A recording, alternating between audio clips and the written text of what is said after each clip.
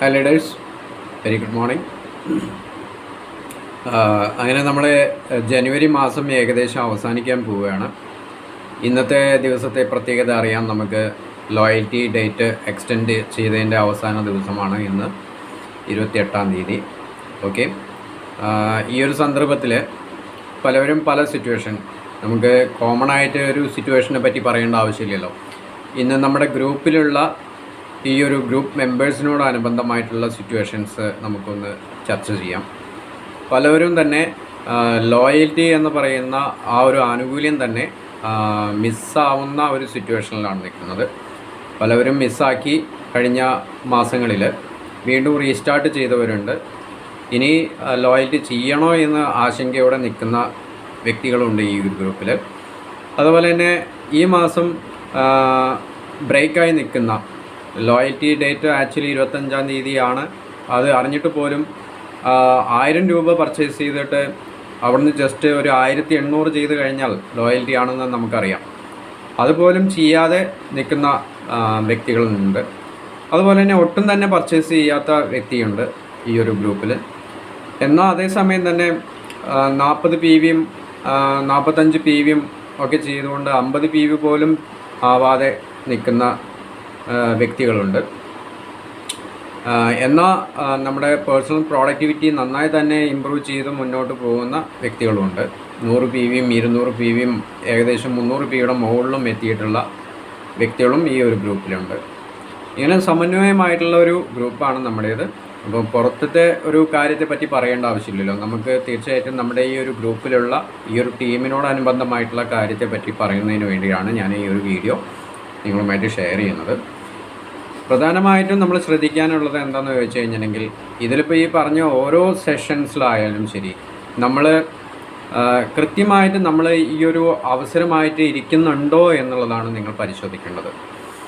ഇപ്പോൾ ഈ പറഞ്ഞ സ്ലാബുകൾ പോലെ, ഞാൻ നേരത്തെ പറഞ്ഞിട്ടുള്ള ആ ഓരോ സിറ്റുവേഷൻസ് പോലെയും നമ്മുടെ ഒരു ദിവസം ശരിക്കും പറയുകയാണെന്നുണ്ടെങ്കിൽ ഒരു ജോലി ചെയ്തുകൊണ്ട് പാർട്ട് ടൈമായിട്ട് ഈ ഒരു ബിസിനസ് അവസരം ചെയ്യണമെന്ന് ഉദ്ദേശിച്ചിട്ടുള്ള വ്യക്തികൾ ഈ ഒരു ഗ്രൂപ്പിലുണ്ട്. അതുപോലെ തന്നെ വീട്ടമ്മയാണ്, എന്നാൽ പുറത്ത് പോയിട്ട് നമുക്ക് അങ്ങനെ ഫ്രീഡമായിട്ട് പോകാൻ പറ്റുന്നില്ലാത്ത സിറ്റുവേഷൻ ഫേസ് ചെയ്യുന്ന വീട്ടമ്മമാരുണ്ട്, അല്ലെങ്കിൽ വ്യക്തികളുണ്ട്. എന്നാൽ അതേ സമയം തന്നെ പൂർണ്ണമായിട്ടും ഈ ഒരു അവസരം കൊണ്ട് തന്നെ ജീവിതം മുന്നോട്ട് പോകാവുന്ന ഒരു സാഹചര്യമുള്ള വ്യക്തികളുണ്ട്. വേറൊരു ജോലിയില്ല, വേറെ പ്രത്യേകിച്ച് ഒന്നും ചെയ്യാൻ സാധിക്കില്ല. എന്നാൽ വീട്ടിൽ പ്രത്യേകിച്ച് നമുക്ക് ഇത്തരത്തിലുള്ള പ്രശ്നങ്ങളൊന്നുമില്ല. നമുക്ക് യഥേഷ്ടം നന്നായി തന്നെ മീഡിയ ഉപയോഗിച്ചുകൊണ്ട്, ഫോൺ ഉപയോഗിച്ചുകൊണ്ട് പ്രൊമോട്ട് ചെയ്യാവുന്നതും, അത്യാവശ്യം കുറച്ച് പേരുടെ അടുത്ത് പുറത്ത് പോയി സംസാരിക്കാവുന്ന, ഈ മീറ്റിങ്ങും ആയിട്ട് ബന്ധപ്പെട്ട് നമ്മുടെ സിസ്റ്റത്തിൻ്റെ ഭാഗമാണ് പ്രോഗ്രാം മീറ്റിങ്സ് എന്ന് പറയുന്നത്. ആ ഒരു പ്രോഗ്രാം അസോസിയേഷനുമായിട്ട് ഉൾക്കൊള്ളാൻ സാധിക്കുന്നതുമായിട്ടുള്ള വ്യക്തികളുണ്ട്. അപ്പോൾ ഇവരെല്ലാവരും നമ്മളെല്ലാവരും തന്നെ നമുക്ക് അനുയോജ്യമായിട്ടുള്ള ഒരു രീതി എന്ന് പറഞ്ഞു കഴിഞ്ഞാൽ, കൃത്യമായിട്ട് നമുക്ക് ഈ ഒരു ഓപ്പർച്യൂണിറ്റിയുമായിട്ട് ഇരിക്കാൻ പറ്റുന്നുണ്ടോ, ഒരു ഹോം വർക്ക് ചെയ്യാൻ പറ്റുന്നുണ്ടോ എന്നുള്ളതാണ് നമ്മൾ ശ്രദ്ധിക്കാനുള്ളത്, ഒരു വിലയിരുത്തൽ ചെയ്യേണ്ടത്. കാരണം നമുക്ക് ഈ ഒരു ഓപ്പർച്യൂണിറ്റി എന്ന് പറഞ്ഞു കഴിഞ്ഞിട്ടുണ്ടെങ്കിൽ ഒരിക്കലും നമ്മൾ, അല്ലെങ്കിൽ ഈ ഒരു തരത്തിലുള്ള ഏതൊരു ഓപ്പർച്യൂണിറ്റി ആയാലും ശരി, ഒരു ദിവസം നമ്മുടെ ഒരു ഡേ കടന്നു പോകുന്നതെന്ന് പറഞ്ഞാൽ ബിസി ആവുന്നതിലല്ല കാര്യമുള്ളത്. നമ്മൾ അത് ചെയ്തു, ഇത് ചെയ്തു, ഞാൻ ആ വ്യക്തിയുടെ അടുത്ത് പോയി പിന്നെ കുറച്ച് പ്രോഡക്റ്റുകൾ കൊണ്ടുകൊടുത്തു, അതിൻ്റെ തിരക്കിലായിരുന്നു, ഈ തിരക്കിലായിരുന്നു, മീറ്റിംഗ് കേൾക്കായിരുന്നു, ഈ വക എന്നുള്ള പറയുന്ന തിരക്കുകളിലാണ് നമ്മൾ പലപ്പോഴും എൻഗേജ്ഡ് ആകുന്നത്. പക്ഷെ നമ്മൾ കൃത്യമായി തന്നെ നമ്മൾ പ്രൊഡക്റ്റീവ് ആവുന്നുണ്ട്, തിരക്കിലായിക്കോട്ടെ, ഇതിനനുസരിച്ച് പ്രൊഡക്റ്റീവ് ആവുന്നുണ്ടോ എന്നുള്ളതാണ് നമ്മൾ ശ്രദ്ധിക്കാനുള്ളത്. അപ്പോൾ ആ ഒരു പ്രൊഡക്ടിവിറ്റിയുടെ കുറവാണ് നമ്മൾക്ക് നേരത്തെ പറഞ്ഞുള്ള ഓരോ സിറ്റുവേഷനിൽ നിൽക്കുന്ന വ്യക്തികൾ കാണാൻ സാധിച്ചിട്ടുള്ളത്. ഇപ്പോൾ ലോയൽറ്റിയുടെ കേസ് പറഞ്ഞു, അതുപോലെ തന്നെ പേഴ്സണൽ പ്രോഡക്റ്റിവിറ്റിയുടെ കേസ് പറഞ്ഞു, 100 PV 50 PVയുടെ കേസൊക്കെ പറഞ്ഞു.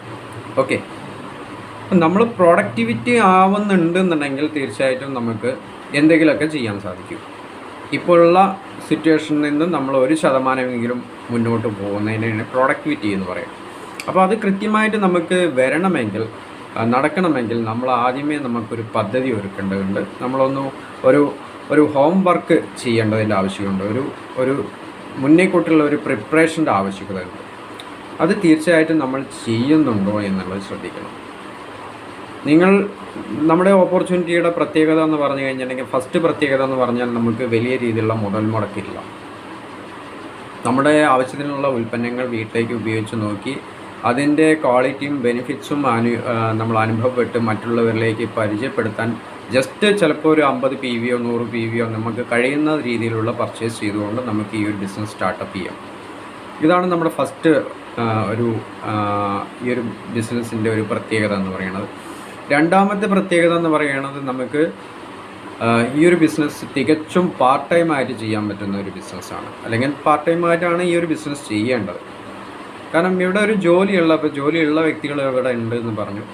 ജോലിയുള്ള വ്യക്തികളാണെന്നുണ്ടെങ്കിൽ കുറച്ചും കൂടിയും ഡെഡിക്കേറ്റഡ് ആവും. കാരണം ഒന്നും കൂടിയും നമുക്ക് കൃത്യമായിട്ട് തന്നെ ആ ഒരു ടൈം ഉപയോഗപ്പെടുത്തണം, നമുക്കുള്ള ഫ്രീ ടൈം ഉപയോഗപ്പെടുത്തണം എന്നുള്ളൊരു ടെൻഡൻസി ഉണ്ടാവും.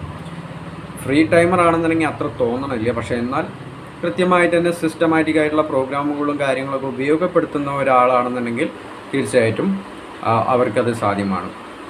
മൂന്നാമത്തെ കാര്യം എന്ന് പറയുന്നത്, നമുക്ക് ക്വാളിഫിക്കേഷൻസോ മുൻ പരിചയങ്ങളോ കാര്യങ്ങളോ ഒന്നും തന്നെ നമുക്കിവിടെ ആവശ്യമില്ല എന്നുള്ളതാണ്. ഇതിൽ ഇത്രയും പ്രധാനപ്പെട്ട ഒരു കാര്യമാണ് ഞാൻ ഇവിടെ സൂചിപ്പിച്ചത്. അപ്പോൾ ഇതിൽ ഏറ്റവും പ്രധാനമാണ് നമ്മുടെ ഈ ഒരു പാർട്ട് ടൈം ആയിട്ട് ചെയ്യാൻ പറ്റുന്നു എന്ന് പറഞ്ഞ കാര്യത്തെ പറ്റിയിട്ട് എനിക്കിവിടെ പറയാനുള്ളത്. അതല്ലെങ്കിൽ മറ്റുള്ളതിനേക്കാൾ കുറച്ചും കൂടി പ്രാധാന്യം വരുന്നത്. കാരണം ഇവിടെ ഒരു ഫുൾ ടൈമർ ആയിക്കോട്ടെ ഒരു പാർട്ട് ടൈമർ ആയിക്കോട്ടെ, നമ്മൾ കൃത്യമായിട്ട് തന്നെ നമ്മളുടെ ഇടവേള, നമുക്ക് കിട്ടുന്ന ആ ഒരു സമയം എന്ന് പറഞ്ഞാൽ അത്രയും വാല്യൂണ്. ഒരു ദിവസം നമുക്ക് 8 മണിക്കൂർ റെസ്റ്റ്, നല്ല രീതിയിലുള്ള വിശ്രമം വേണം. 8 മണിക്കൂർ നമ്മുടെ അധ്വാനത്തിന് വേണ്ടിയിട്ട് മാറ്റി വയ്ക്കണം. 8 മണിക്കൂർ നമ്മൾ എൻ്റർടൈൻമെൻറ്റിന് വേണ്ടിയിട്ട്, നമ്മുടെ ഫാമിലി, നമ്മുടെ വിനോദം, നമ്മുടെ പേഴ്സണൽ ആ ഒരു എന്താ പറയുക ബൂസ്റ്റപ്പിന് വേണ്ടതായിട്ടുള്ള ആ ഒരു കാര്യത്തിന് വേണ്ടി നമ്മൾ മാറ്റി വയ്ക്കണം എന്നുള്ളതാണ് പറയുന്നത്.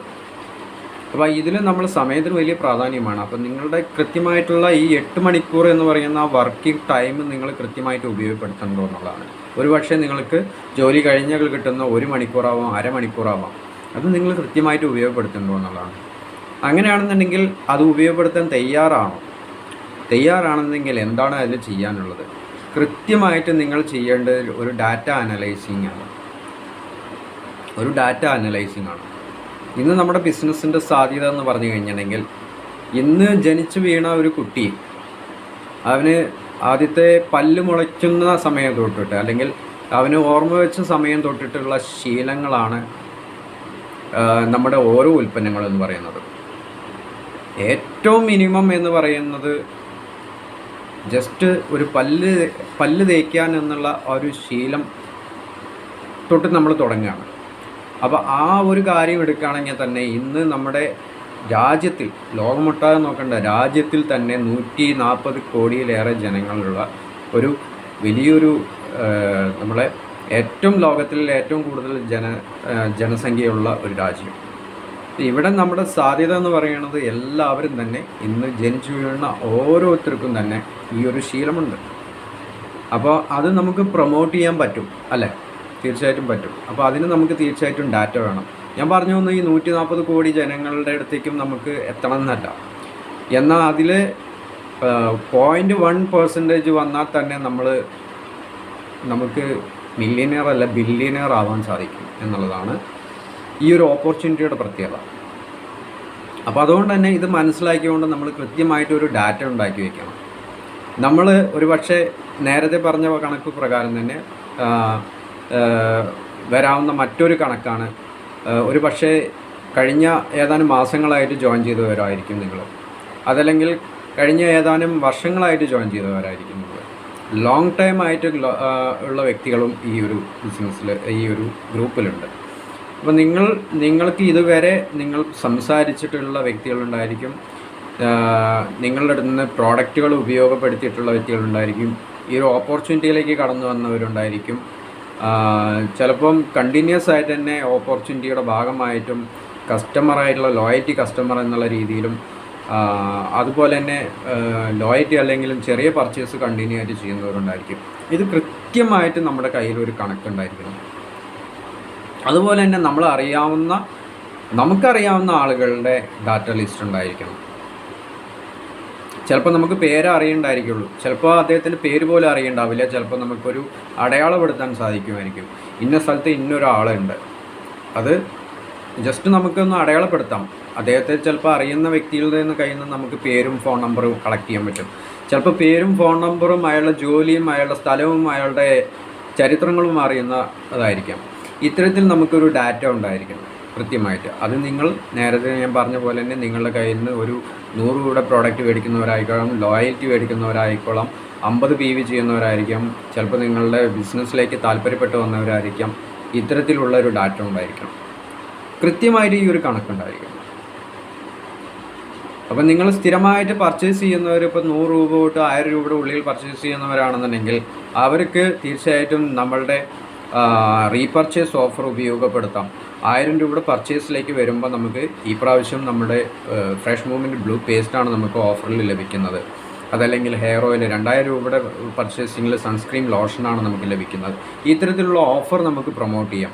ജസ്റ്റ് ചിലപ്പോൾ ഒരു 500 രൂപയുടെ പർച്ചേസ് ചെയ്യണം, ജസ്റ്റ് ഒരു 500 രൂപയുടെയും കൂടി പർച്ചേസ് നമുക്ക് ആഡ് ചെയ്യേണ്ടി വരുള്ളൂ എന്നുള്ള ആ ഒരു രീതിയിലുള്ള ഒരു ഫോളോ അപ്പ് കൊടുത്തുകൊണ്ട് നമുക്കിത് ചെയ്യാൻ പറ്റും. ഇത്തരത്തിലുള്ള ഒരു ഡാറ്റ ഉണ്ടെങ്കിലേ നമുക്കത് സാധ്യമാവുള്ളൂ.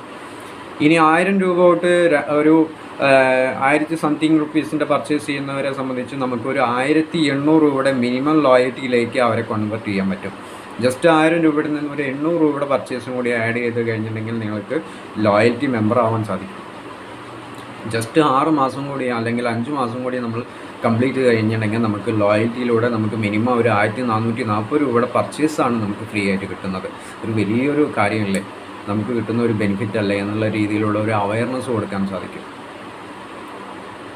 ഇനി അടുത്ത സ്ലാബ് എന്ന് പറയുന്നത് ഒരു 1800 രൂപ തൊട്ട് പർച്ചേസ് ചെയ്യുന്ന 1800 2000 രൂപയൊക്കെ പർച്ചേസ് ചെയ്യുന്ന വ്യക്തികളാണെന്നുണ്ടെങ്കിൽ നമുക്ക് ഫുൾ ലോയൽറ്റിയിലേക്ക് അവരെ കൺവേർട്ട് ചെയ്യാം. 2500 രൂപയുടെ പർച്ചേസിൻ്റെ ലോയൽറ്റിയുടെ ബെനിഫിറ്റ് പറഞ്ഞുകൊണ്ട് നമുക്ക് അവരെ കൺവേർട്ട് ചെയ്യാം. 2500 രൂപയുടെ പർച്ചേസ് ലോയൽറ്റി ചെയ്യുന്ന ഒരു ഡാറ്റയാണ് നിങ്ങൾക്ക് മുന്നിലുള്ളതെങ്കിൽ നിങ്ങൾക്ക് അവരെ വേണമെങ്കിൽ നിങ്ങൾക്ക് ഒരു 50 PVയുടെ നമ്മുടെ ഒരു കോമ്പിനേഷൻ എന്നുള്ള രീതിയിൽ വെൽനെസ് എല്ലാം പ്രൊമോട്ട് ചെയ്തുകൊണ്ട് നിങ്ങൾക്ക് അവരെ അതിലേക്ക് കൺവേർട്ട് ചെയ്യാൻ സാധിക്കും. ഉറപ്പായിട്ടും 50 PVയോ അല്ലെങ്കിൽ 60 PVയോ അതിൽ കൂടുതലോ ചെയ്യുന്ന ബോധപൂർവം ചെയ്യുന്ന വെൽനെസ് ഒക്കെ ഉപയോഗിച്ചവരാണെന്നുണ്ടെങ്കിൽ കസ്റ്റമേഴ്സ് തന്നെ ആയിരിക്കും. അതല്ലെങ്കിൽ അതിന് വേണ്ടിയിട്ട് കുറച്ച് പേരോടൊക്കെ പങ്കുവെച്ചുകൊണ്ട് ആ രീതിയിൽ 50 PVയോ 100 PVയോ ഒക്കെ ചെയ്യുന്ന ഒരു വ്യക്തിയാണ് നിങ്ങളോടൊപ്പം ഉള്ളതെന്നുണ്ടെങ്കിൽ അവരുടെ മൈൻഡിൽ ബിസിനസ്സുണ്ട്. അങ്ങനെയുള്ള വ്യക്തികൾക്ക് നിങ്ങൾക്ക് പവർ ഓഫ് ഫോറും അതുപോലെ തന്നെ നമ്മുടെ പേഴ്സണൽ പ്രോഡക്റ്റിവിറ്റിയും ഇതെല്ലാം പ്രൊമോട്ട് ചെയ്യാൻ പറ്റും. അത്തരത്തിലുള്ള പവർ ഓഫ് ഫോറും പേഴ്സണൽ പ്രോഡക്റ്റിവിറ്റിയും ഒക്കെ തന്നെ പ്രൊമോട്ട് ചെയ്യുന്നവരെ നമുക്ക് വളരെ ഈസി ആയിട്ട് തന്നെ ഡയറക്ടർ എന്ന് പറയുന്ന അച്ചീവ്മെൻറ്റിലേക്കും കൊണ്ടുവരാൻ പറ്റും. സോ ഇതിന് നമുക്ക് കൃത്യമായിട്ട് തന്നെ ഡാറ്റ കയ്യിലുണ്ടായിരിക്കണം. ഞാൻ പറഞ്ഞു വന്നത് ഇവിടെ ഇരിക്കുന്നവരുടെ ഡയറക്ടറിൻ്റെ ബിലോ ഉള്ള വ്യക്തികളാണ്. ഒരിക്കലും ചിലപ്പോൾ 300 PVയോ അല്ലെങ്കിൽ പ്രോഡക്റ്റിവിറ്റിയോ പവർ ഓഫ് ഫോറോ അത്തരത്തിലുള്ള ഒരു സിറ്റുവേഷനിലേക്ക് എത്താത്തൊരു ടീമായിരിക്കും നിങ്ങൾക്കുണ്ടായിരിക്കുക. പക്ഷേ ഘട്ടമായിട്ട് നിങ്ങൾക്ക് ഇത് വലുതാക്കി കൊണ്ടുവരാൻ പറ്റും. 100 രൂപ തൊട്ട് 1000 രൂപയുടെ ഉള്ളിൽ പർച്ചേസ് ചെയ്യുന്ന ഒരു ലിസ്റ്റ് ഉണ്ടാക്കി വയ്ക്കാം. 1000 തൊട്ട് 1800 പർച്ചേസ് ചെയ്യുന്നവരുടെ ലിസ്റ്റ് ഉണ്ടാക്കി വയ്ക്കാം. 1800 തൊട്ട് 2500 രൂപയുടെ ഉള്ളിൽ പർച്ചേസ് വരുന്നവരുടെ ലിസ്റ്റ് ഉണ്ടാക്കി വയ്ക്കാം. 2500 രൂപ തൊട്ട് ഒരു 50 PVയുടെ പർച്ചേസ് ചെയ്യുന്നവരുടെ ലിസ്റ്റ് ഉണ്ടാക്കി വയ്ക്കാം. ദെൻ അടുത്ത ലിസ്റ്റിലേക്ക് ചിലപ്പോൾ ആളുണ്ടാവില്ല, ചിലപ്പോൾ നമുക്ക് ഒരു 250 PV 300 PV എന്നുള്ള സ്ലാബിലേക്ക് എഴുതി വയ്ക്കാം. ഇങ്ങനെ നിങ്ങൾ കൃത്യമായിട്ട് എഴുതി വയ്ക്കും. അത് 4 ടീമിൽ വരുന്നുണ്ടോ, അതിൽ പുതിയ കസ്റ്റമേഴ്സ് 4 ടീമിലൂടെ ജനറേറ്റ് ചെയ്യുന്നുണ്ടോ, മെമ്പേഴ്സ് ഇതിലേക്ക് വരുന്നുണ്ടോ എന്നെല്ലാം തന്നെ നമ്മൾ എഴുതി വയ്ക്കാൻ തയ്യാറായി കഴിഞ്ഞിട്ടുണ്ടെങ്കിൽ നിങ്ങൾക്ക് കിട്ടുന്ന അരമണിക്കൂറോ അല്ലെങ്കിൽ 1 മണിക്കൂറോ എത്രയാണോ നിങ്ങൾക്ക് കിട്ടുന്നത് അത് നിങ്ങൾ ഈ ഒരു ലിസ്റ്റിന് മുന്നിൽ ഇരുന്നുകൊണ്ട് നിങ്ങൾ ഒന്ന് സമർപ്പിക്കാൻ തയ്യാറാണെന്നുണ്ടെങ്കിൽ തീർച്ചയായിട്ടും നിങ്ങളുടെ ബിസിനസ് വലുതാവും, ഒരു സംശയവുമില്ല. ഈ ഒരു മെസ്സേജാണ് ഞാൻ നിങ്ങൾക്ക് ഈ ഒരു വൈകിയ വേളയിൽ നിങ്ങൾക്ക് തരാൻ എനിക്ക് ഉള്ളത്. തീർച്ചയായിട്ടും ഇങ്ങനെ ഒരു ഡാറ്റ അനലൈസിങ്ങിലൂടെ നിങ്ങൾ ഇരിക്കാൻ തയ്യാറാവുക. ഞാൻ നേരത്തെ പറഞ്ഞു, നമ്മുടെ സാധ്യത എന്ന് പറയുന്നത് വലിയ രീതിയിലാണ്. ഇന്ന് ഇന്ത്യയിൽ ഒട്ടാകെ തന്നെ നമുക്ക് ഈ പറഞ്ഞ പോലെ വെൽനസ് ഉപയോഗിക്കണമെന്നില്ല, എല്ലാ തരത്തിലുള്ള പ്രോഡക്റ്റ് റേഞ്ചുകളും ഉപയോഗിക്കണമെന്നില്ല. ജസ്റ്റ് നിങ്ങളൊന്ന് ആലോചിച്ച് നോക്കും, ഇന്ന് പല്ല് തേക്കാതെ കുളിക്കാതെ ഭക്ഷണം കഴിക്കാതെ ജീവിക്കുന്ന, ഇന്ന് നമ്മുടെ രാജ്യത്തിൽ തന്നെ ജീവിക്കാതിരിക്കുന്ന ആരൊക്കെയാണ് നമ്മുടെ കയ്യിലുള്ളത്? ഒരിക്കലുമില്ല. അപ്പോൾ തീർച്ചയായിട്ടും നമ്മുടെ സാധ്യത എന്ന് പറയുന്നത് അത്രയും വലുതാണ്. അതിൽ നിന്നും 0.1% ആൾ നമുക്കുണ്ടെങ്കിൽ പോലും നമ്മൾ മില്യനിയർ അല്ല ബില്യനിയർ ആവാനുള്ള സാധ്യതയുണ്ട് എന്നാണ് ഞാൻ പറഞ്ഞു വന്നത്. അപ്പോൾ തീർച്ചയായിട്ടും ഈ ഒരു ആ ഒരു സാധ്യത നിങ്ങൾ മനസ്സിലാക്കി നിങ്ങളതിൻ്റെ ഒപ്പം പ്രവർത്തിക്കാൻ, നിങ്ങളുടെ ഇപ്പോഴത്തെ എന്ത് സിറ്റുവേഷൻ ആയിക്കോട്ടെ അതിനോടൊപ്പം പ്രവർത്തിക്കാൻ തയ്യാറാവുക. എല്ലാവർക്കും നല്ലൊരു ദിനം നേരുന്നു. Wish you all the best. Thank you.